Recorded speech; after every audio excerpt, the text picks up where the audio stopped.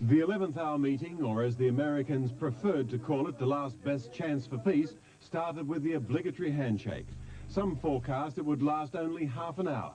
Instead, the Iraqi Foreign Minister Tariq Aziz and US Secretary of State James Baker spoke for more than 6 hours, raising speculation that things were going well. But during the few breaks, there were no hints. You're smiling, sir. Does that mean you're hopeful? I always smile with you. Mr. Baker, why did you have to break? Because we've been at it for quite a few hours and everybody wanted to wash their hands. But any hope of a breakthrough was dashed when James Baker announced the talks had failed. Regrettably, ladies and gentlemen, I heard nothing today that suggested to me any Iraqi flexibility whatsoever. Mr. Baker said the Iraqis had already made too many miscalculations. Firstly, thinking the world would stand back while they invaded and pillaged Kuwait. Miscalculating again by holding Western hostages. He went on, So let us hope that Iraq does not miscalculate again. It was an explosive reminder of what lies ahead for Saddam Hussein, now that the peace talks have failed. The final night of a big exercise by the British brigade they call the Desert Rats. The location was secret. Chance to avoid a fight slipped away.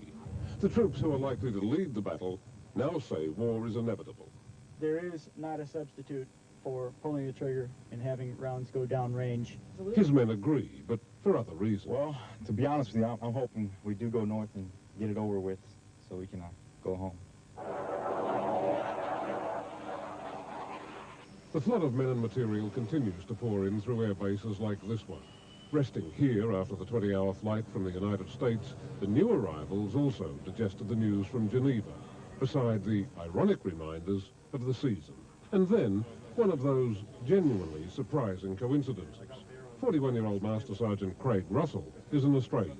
At least he was, until he became an American citizen and enlisted in the US Air Force 15 years ago.